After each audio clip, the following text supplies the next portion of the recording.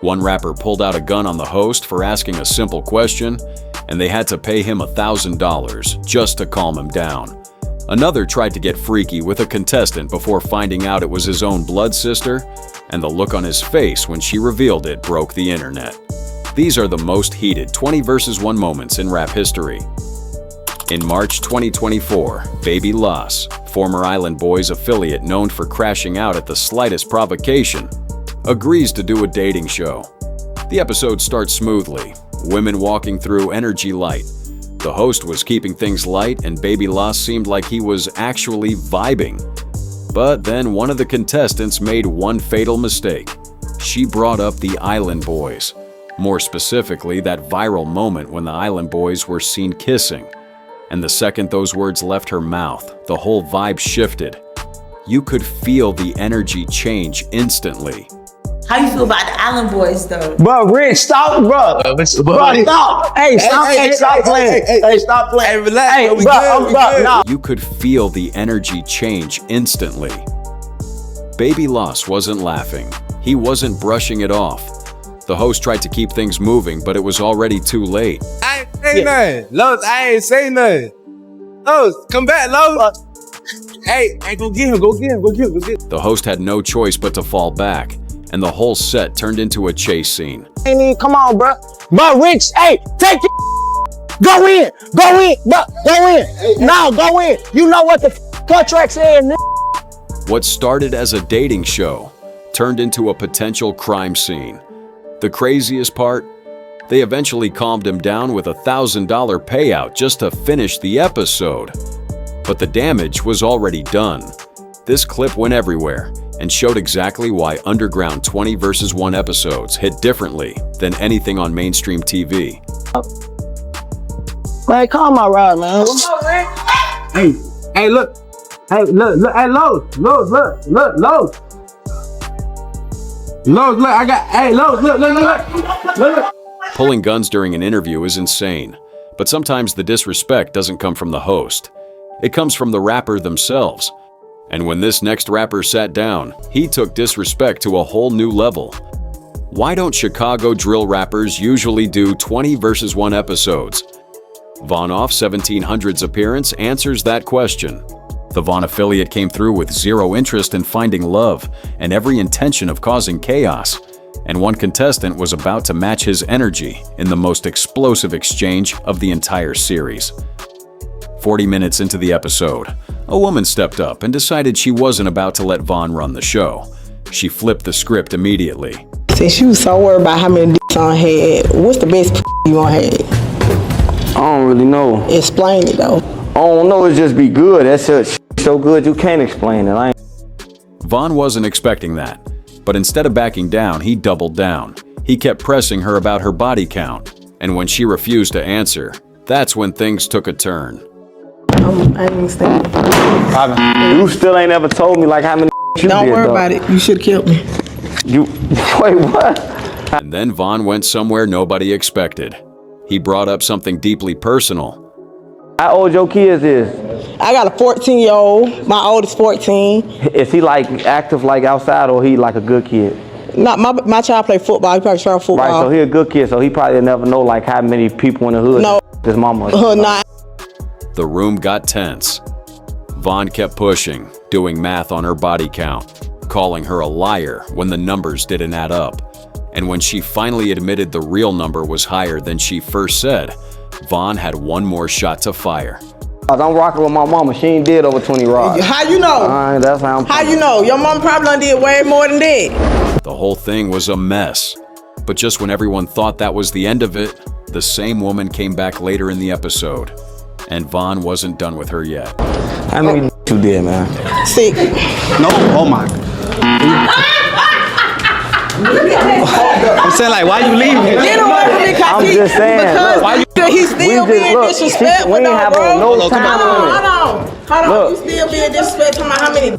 The whole episode became a masterclass in disrespect from both sides. But verbal shots are one thing. When boyfriends get involved, things can go from awkward to violent real quick. Comedians usually bring laughs to these shows. Aaron the Plumber brought hands. And it all started because one woman walked in with way too much attitude. First of all, can you get your ass up? Like, get up. You get up. sexy as hell. You need to get up and talk to me, though. Attitude. I do. Because why the sitting like down? That's why I don't like men right now. Get up. Like that. I'm Get right up. there. What's up, baby? What's up? What's up with you? From the jump, this woman came in like she was running the show. Aaron tried to play it cool, but she wasn't letting up. When he asked where she'd want to go on a first date, things went left quick. 5-star restaurant. What type of 5-star restaurant? Your beautiful ass. You deserve Thank to you. go to a French restaurant with me. But what type of French restaurant? You ever heard of Jacques in the Box? Jack in the Box. What type of broke ass nigga is that? I mean, She called him broke. Aaron tried to joke his way out of it, but she kept pressing, saying he couldn't afford her, couldn't afford a real restaurant, couldn't afford nothing. And then she dropped the bomb. I'm not even here for you. I heard a lot about you and you look like what I've been heard about. oh, Like what I heard about. I look like a masterpiece. You can't afford me, baby. In a real way. You can't afford me. Hallelujah. But you know, I'm here. Is it for sale? I'm here. Yo. She said she wasn't even there for the video. She was there to promote her business. And then came the knockout punch. She had a boyfriend. But I really got a nigga though. Yeah. And he If can you got a really- why you here for the He video? can afford the 5-star restaurant that you claim. If you got a yo. He can afford all that. Boyfriend walked on camera. He stepped up to Aaron, talking about how he can't speak to his girl like that. Aaron didn't hesitate. He taught him a quick lesson on live camera. Just go. don't need no- She ain't talking about nothing. You ain't talking about. Who ain't? You No. ain't talking about- You ain't talking about. You ain't talking about. Security rushed in, people were yelling, and what started as a dating show turned into a whole situation. Aaron took his shirt off, ready to go again, while security held them apart. The boyfriend and his girl had to be escorted outside. Aaron showed everyone that day that comedians can have hands too, and he wasn't about to let anybody disrespect him on camera. Boyfriend stepping in is one thing, but when uncles get involved, that's a whole different level of chaos. 3 comedians, 1 dating show, 1 bruised ego. That's all it took for a full-blown brawl to break out. And it all started when a man walked on stage with his 2 nieces and grabbed the microphone like he was running the show. I want you to tell the camera your age, your name, and your relationship status, and why you're in a relationship or why you're single. Okay, man. The uncle wasn't there to play. He introduced himself. 33, single, from Georgia, country boy through and through. Then he started bringing up his nieces one by one. This my niece right here. You wanna know my name? Yes. Kiri. Kiri? Yeah. Where you from? You from the country too? No, I don't know what he's talking about. Uh-oh. Where you from? The energy was playful at first. Jokes flying about city versus country. The uncle hyping up his nieces like he was their manager. But then everything shifted when the youngest one spoke up. I was wondering if I could just get a picture with Woody and Shamar, not RT. I don't know. RT played it cool. Instead of getting mad, he offered to be the photographer. They handed RT the phone. Woody and Shamar posed up with the nieces, smiling for what they thought was a wholesome moment. And then RT did something shocking.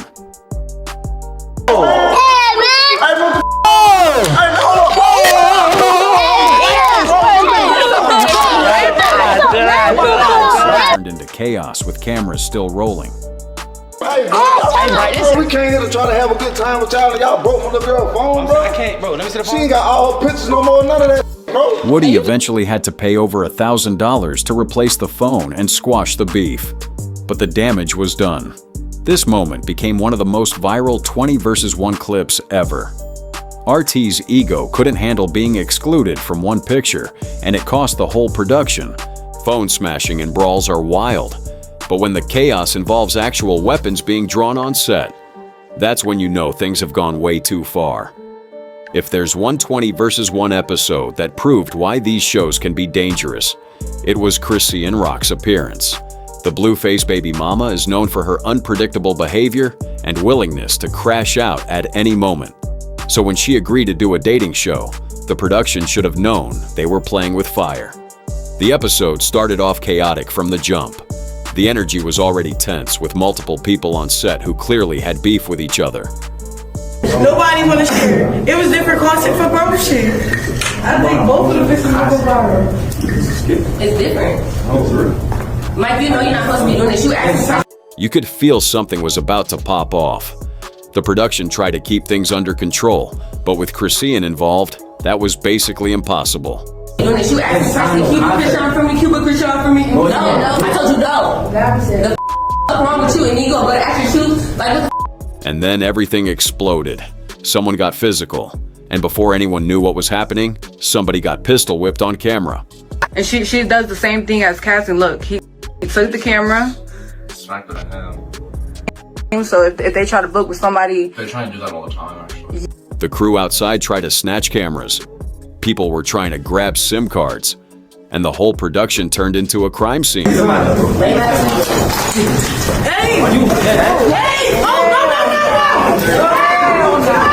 After this incident, Chrisean swore off doing 20 vs. 1 episodes completely. The clip went viral, and it became a cautionary tale about what can happen when you mix volatile personalities with cameras and crowds. Weapons and brawls are extreme, but sometimes the disrespect comes from the contestants themselves. And when Finesse 2 Times got tested, he showed exactly why you don't play with him. When Finesse 2 Times pulled up to do a 20 vs. 1, everybody knew what type of energy he brings. The Memphis rapper had just come home from a prison bid, his music was taking off, and he was riding a wave of street credibility that most rappers can only dream about. So when he sat down for what was supposed to be a fun dating show, nobody expected things to escalate the way they did. The episode was going smooth at first. Women were walking through, Finesse was keeping it player, and the vibe was actually pretty chill. But then one contestant decided he wanted to test the waters. Now, if you know anything about Finesse 2 Times, you know that's the absolute wrong move. 90-something. Yeah, you said that, remember? We said your feet was weak, you remember? Alright. See, Pop. Alright. Not the burger. You could see the switch flip in Finesse's eyes. He wasn't playing games no more. The contestant thought he was being funny. But Finesse was about to show him what happens when you disrespect the wrong one. I thought that was gonna do something. You a big boy. And that's when all hell broke loose. Finesse got up ready to knock this man unconscious, but here's the thing. He was on probation. One wrong move, and he was going right back to the feds. His people knew this, so they jumped in immediately to hold him back.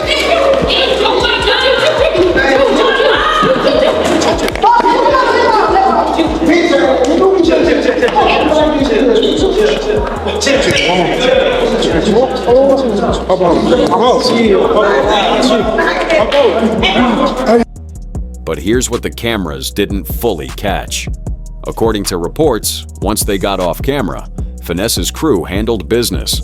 That contestant allegedly got jumped outside the building, and Finesse walked away without catching a new charge. Street justice, served cold.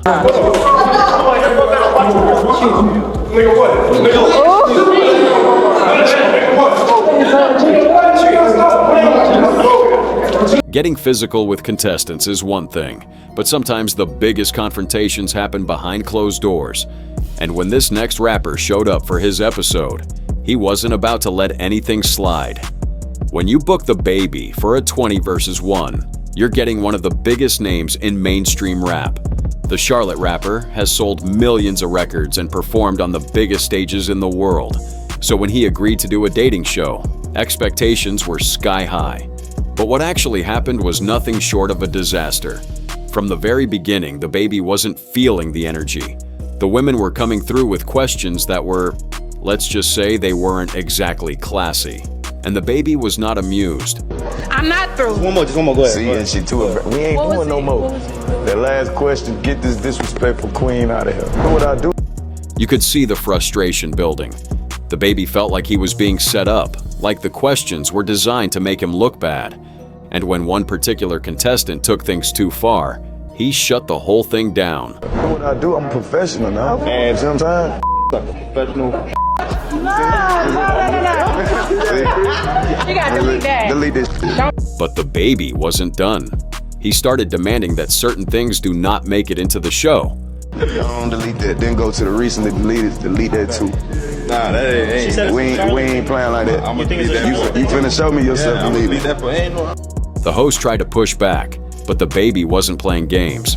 He made it clear that he wasn't about to be disrespected, and if they didn't comply, there would be problems. Yeah, delete the whole thing. What you sucking for? What video? Everyone got me in. All these videos got them. So you beat them all. DaBaby walked out, and the beef continued on Instagram. He called the host a scammer and demanded his money back, claiming he'd been promised a certain type of episode and got something completely different. The whole situation became a lesson in what happens when major artists feel disrespected on smaller platforms. Walking out over disrespect is one thing, but some episodes go in a completely different direction. When this next rapper showed up, the women brought energy nobody was ready for. No Love Man's channel has seen a lot of wild moments. None more than when Sada Baby came for a dating show. What he got was one of the most X-rated 20 vs. 1 episodes ever filmed. Things started getting wild when one contestant decided to skip the small talk entirely. Hey, How you doing? I got a question for you. After Yeah, you said or. I'm a both motherfucker, but. Really? Probably ass. Well, let me change your mind. But the episode wasn't all good vibes. Two women walked up who seemed like they were only there to troll. They kept asking Sada's age, laughing at everything he said. So Sada decided to test them. What you want to see? The side of your head. Let me see. What about it? It's on the top. Yeah, it's on the top. So where are you from? Detroit. Ooh. What part? I'm cool. I'm cool. Left. Yeah, I'm cool. Tight shit. I'm cool. She not from Detroit. Sada knew she was lying about being from his city, and it showed on his face. He sent them packing quick. Then things got steamy again when the woman who flashed him earlier came back for round 2. This time, she wasn't holding back with her questions. Question. What's your size? What? Is it big? Is it small? Is it medium?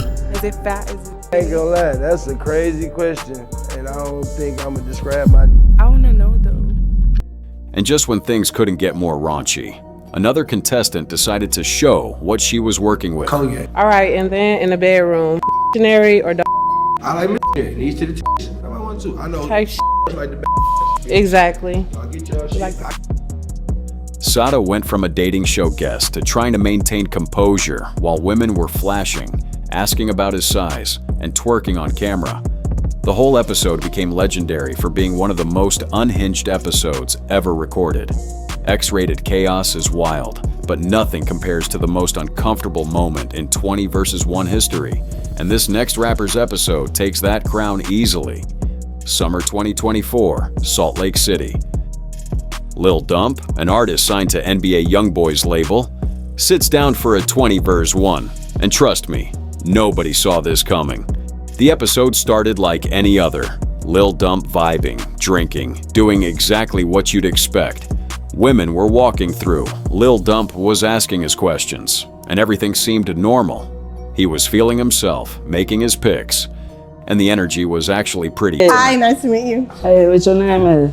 Emerald. You started out. But you can call me Cammy. Cammy? Mm-hmm. You started out perfect, Cammy. Thank you. I like you, Cammy. You know why? What?